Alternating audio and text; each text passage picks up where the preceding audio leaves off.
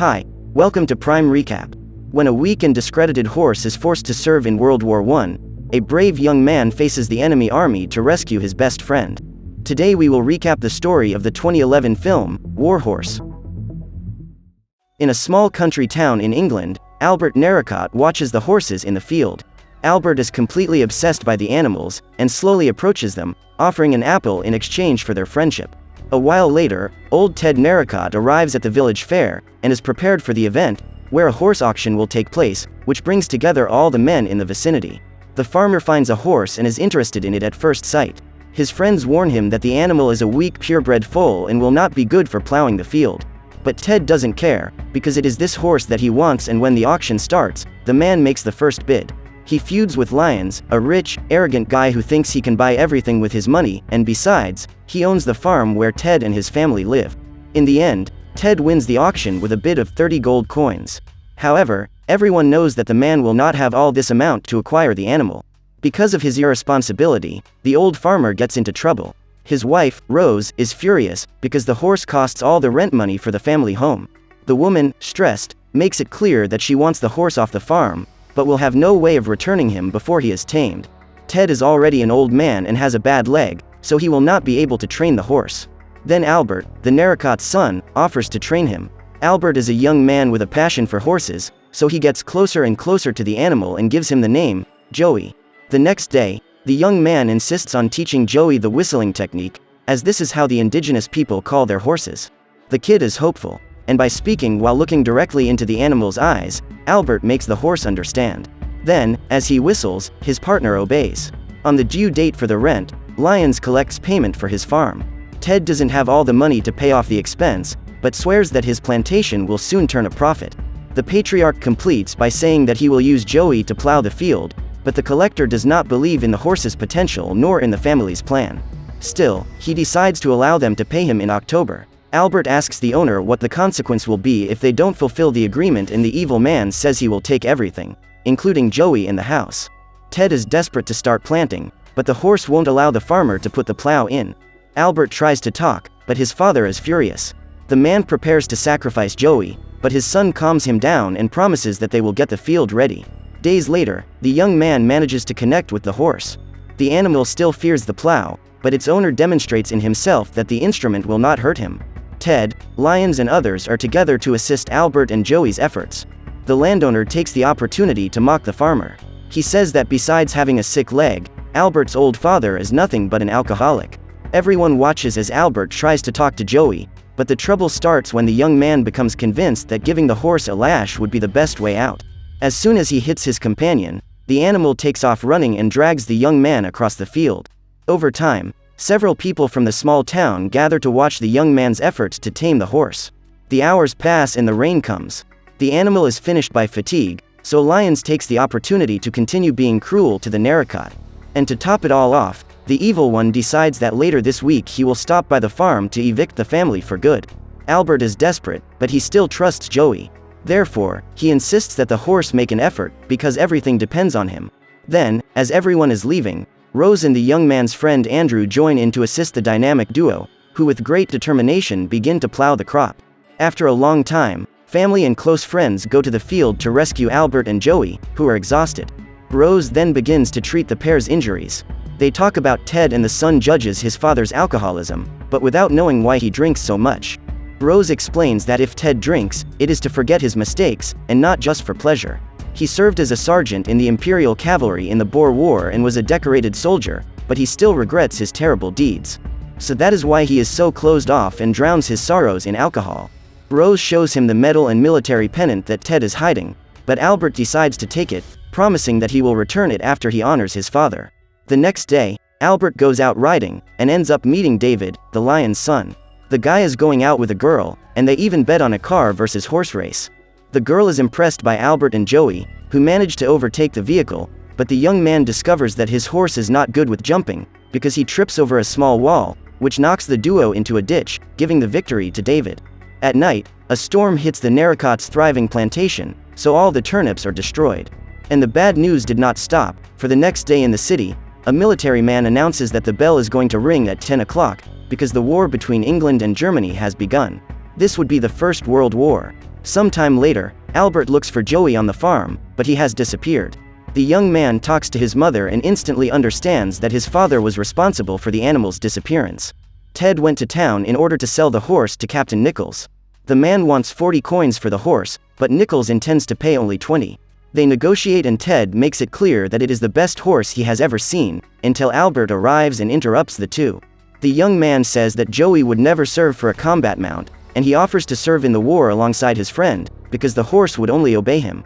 However, Nichols is reluctant. After all, the horse was now his, and still makes it clear that Albert was too young to go to war. The military man adds that the young man's family needs this money and says he knows that the payment was too little for such a good horse. He then promises that he will take care of the animal and do his best to get Joey safely back to Albert. The military begins to leave, so Albert goes to Joey and swears to his partner that they will meet again, no matter what. After the oath, Albert presents Joey with his father's pennant, then they leave for war. At the English army base, the animal demonstrates just how rebellious he is. In the aftermath, the novice meets an experienced warhorse, Choi-Tagton, who is Major Jamie's mount.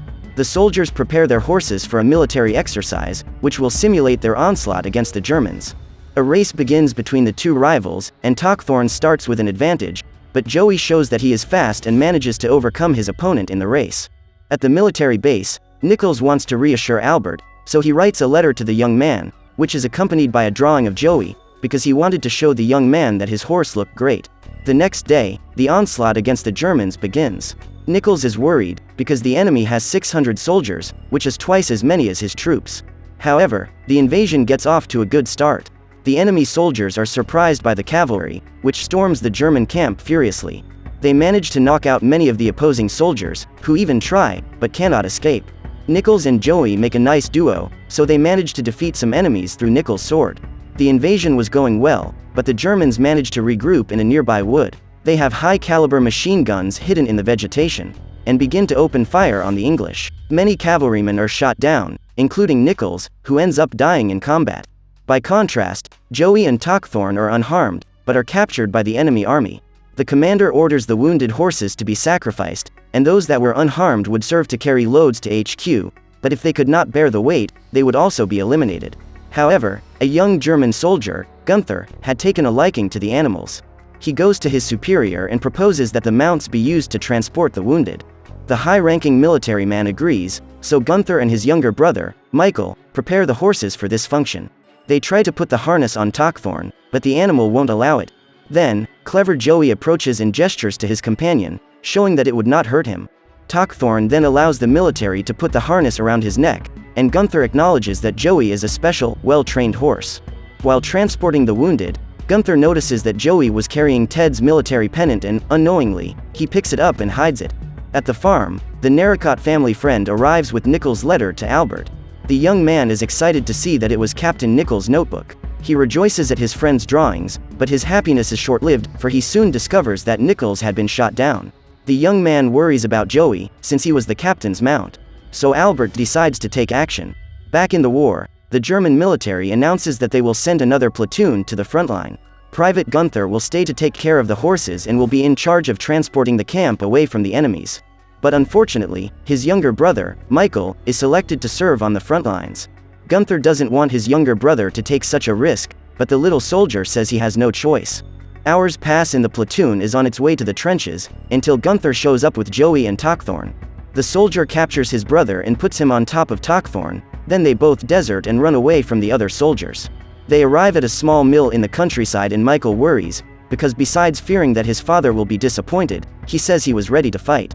Hours later, at dawn, the brothers are awakened by the German soldiers who found them.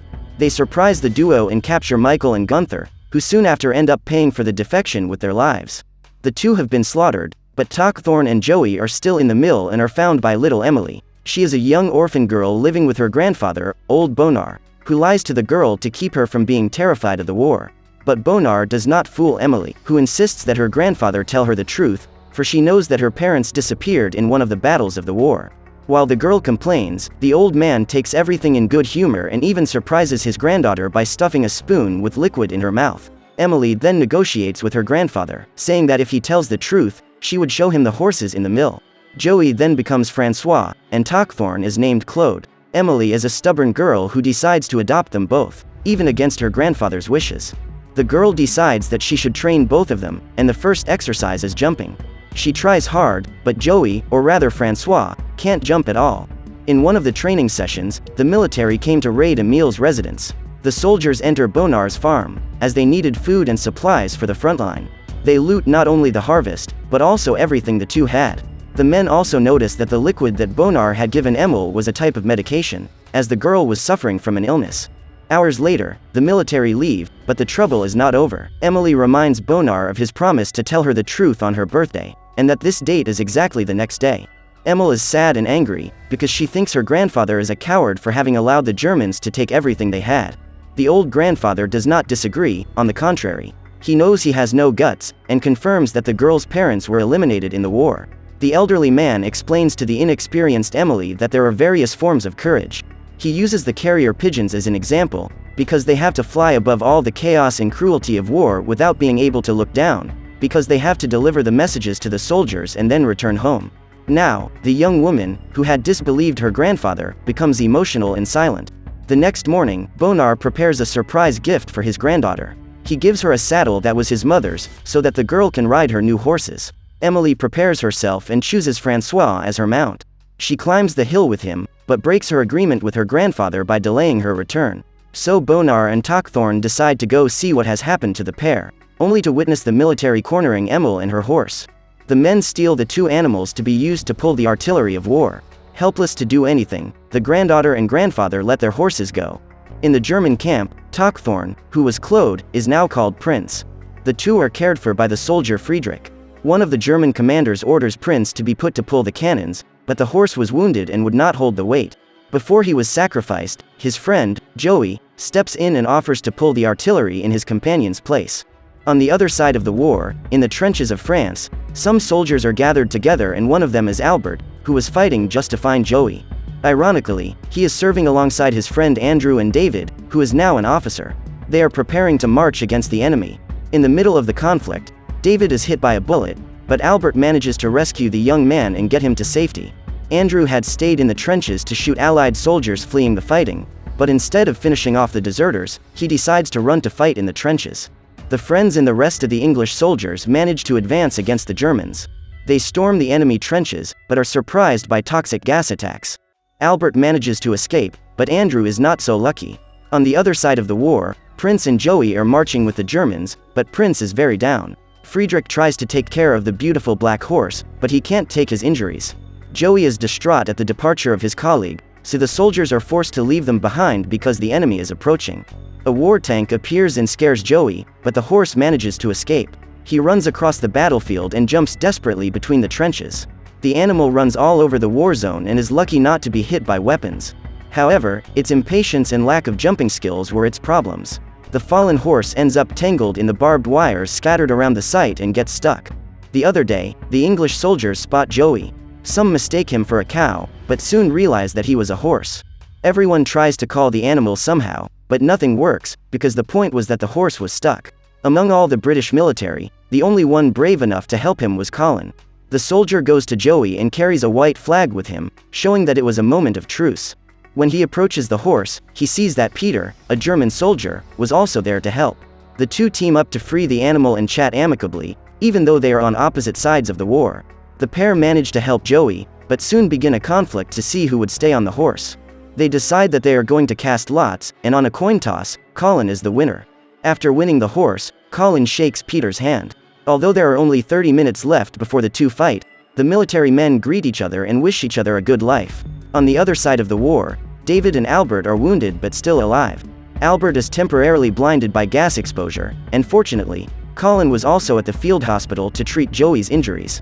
The problem is that the horse was badly injured, and with tetanus. Albert does not see the animal, but he finds out from a soldier that a miracle horse is in the hospital. The doctor insists that it would be best if Joey was sacrificed, because it was the best thing for him. Then, just as the brave horse is about to receive the mercy shot, he hears the unique whistle. After 4 years, after so many owners and so many battlefields, Albert and his faithful friend are reunited. Everyone doubts that the animal is the young man's horse, but the emotional soldier describes every part of his companion, including its white legs and the white spot on its forehead. The soldiers and doctors disbelieve it, but when they remove the clay from the animal's body, they realize that it was the horse that the young man had described in such detail. The hospital's chief physician determines and promises Albert that Joey would be treated the same as a soldier. After all, he was one too.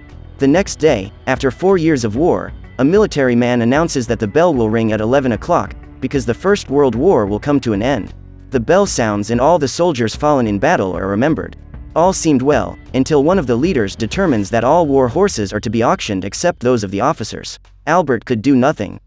But when Joey was about to be taken to the auction, all the soldiers who knew the story of the miracle horse and its owner made a collection, and gathered the amount of 29 pounds, so that Albert could buy Joey. Minutes later, the auction begins. A wealthy butcher disputes Joey with the military, but in the end, neither of them wins. The winning bid was by Bonar, who appeared offering the final sum of 100 pounds for the horse. Later, Albert makes several appeals to the old man. He wants to buy the gentleman's horse, but Bonar has traveled for 3 days for the animal, as he was all that was left of a memory of his late granddaughter. Joey refuses to go, but Albert talks to his old companion. He tells the horse how lucky they are to have met and reunited, then hands the brave animal over to its new owner. Bonar sees the whole situation and shows Albert the pennant, asking if the young soldier recognized it. The young man immediately confirms, saying that the object belonged to his father's regiment. Bonar then returns not only the pennant, but Joey as well. He gives the horse back to its first owner, because he is sure that this is what his late granddaughter would do. Albert gets emotional and asks the gentleman the name of his granddaughter, and he replies that her name was Emily. On a beautiful sunset, Albert and Joey finally return to the house and the two of them meet Rose and Ted again. Albert approaches his father and returns the military pennant to old Ted. In the end, the family was finally reunited, so they hug, while the miraculous Joey is thrilled to see his family together again. So what did you think of this movie? Leave it in the comments below. And if you liked the video, please like and subscribe for more movie recaps. See you next time.